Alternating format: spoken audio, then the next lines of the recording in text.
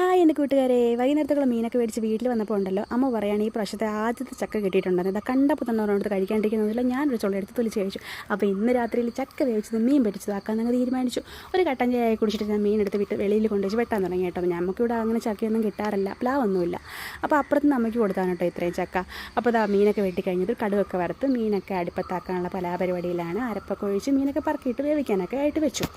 അപ്പം നമുക്ക് വല്ലപ്പോഴും കിട്ടുന്നത് കൊണ്ട് തന്നെ ഭയങ്കര ടേസ്റ്റ് ആയിരിക്കുമല്ലോ ഇത് കഴിക്കാനൊക്കെ ആയിട്ട്. അപ്പോൾ ആ സമയം കൊണ്ട് അമ്മ ചക്കയൊക്കെ അരിഞ്ഞ് അരപ്പൊക്കെ ചേർത്ത് അടുപ്പത്താക്കി വെച്ചു.